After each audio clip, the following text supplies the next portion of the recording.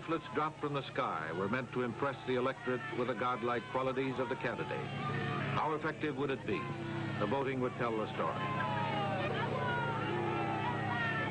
Party leaders crisscrossed the country holding rallies everywhere. Campaign tours covered tens of thousands of miles and many more words.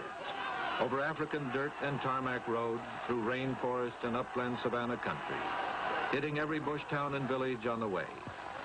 The message went out by talking drums, by word of mouth.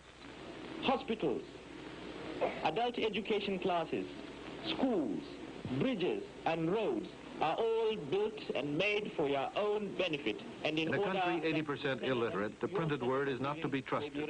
Every voter gets his chance to see his candidate. This is grassroots campaigning in the truest sense. And every local politician gets the blessing of the party boss. And all good! All good! All good! All good!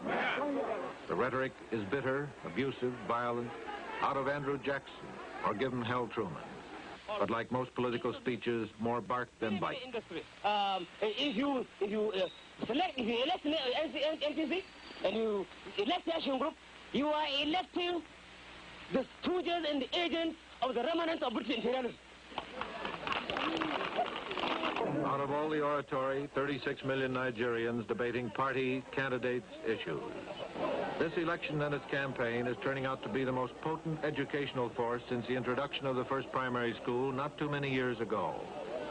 The lineup of forces in this political Donnybrook is complex, and with names that don't always fit on campaign buttons, you can't tell the players without a scorecard. These are the party wheels. In the north, Alhaji Sir Amadou Bello, the Sardauna of Sokoto, heads the Northern People's Congress. The Sardauna, meaning warlord, a traditional title among the Hausa Fulani Muslims of the north, is considered to be the most powerful man in all Nigeria, by virtue of his spiritual as well as political leadership over the largest region in area and population. He is not a candidate for political office himself, but he is a formidable power behind the throne, a combination Mark Hanna, Jim Farley. When we spoke with the Sardauna, this became evident.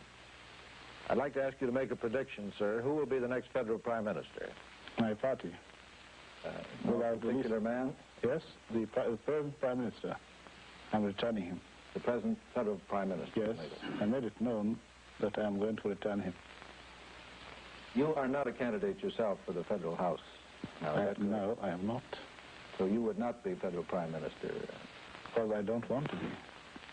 Would you yourself accept appointment if given to you as Governor General? I have nothing to do with that.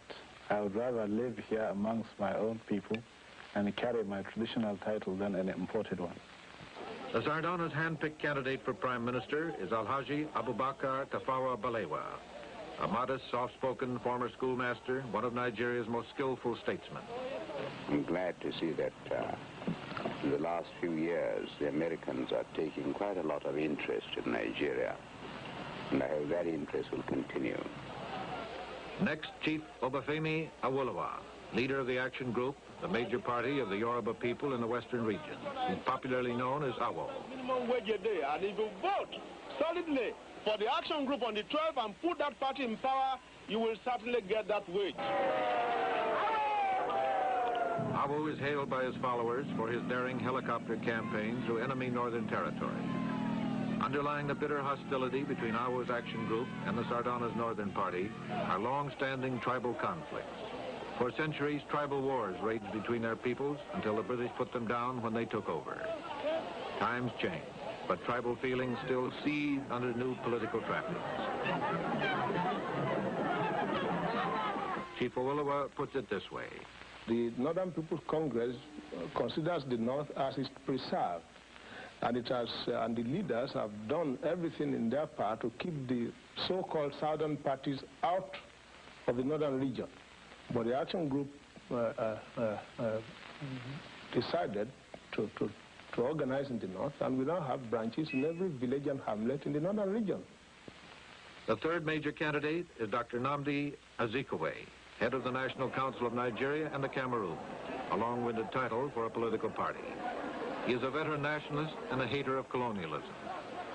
The flamboyant American-educated journalists sportsman, politician, has a devoted following among the Igbo people of the eastern region, and his popularity is spreading. My good friend, the Prime Minister of the Federation, Alhaji Abubakar Tafawa Balewa, in his broadcast the other night, committed what I thought was a faux pas, which a Prime Minister should not commit. When the cry goes up for Zeke, it has the ring of I Like Ike at a Republican National Convention.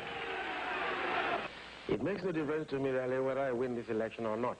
I want you to believe me, and I'm not talking politics. For 25 years of my life, I fought for the freedom of Nigeria. Nigeria will attain independence on October 1, 1960. So it makes no difference to me whether the Sardauna or Balewa or Chief Owolowo or myself will become the first Prime Minister. So long as Nigeria is free, I'll be satisfied. Returns are coming in here in evening. They said, well, what about the neutralist group? I said, well, they are committed. So what kind of neutralism do you envisage? You really think it's going to be possible? I don't like this idea of neutrality. I don't like the word, you know. I think it's the wrong word. How do you hope to maintain your real independence of the political world? We want to pursue an independent view.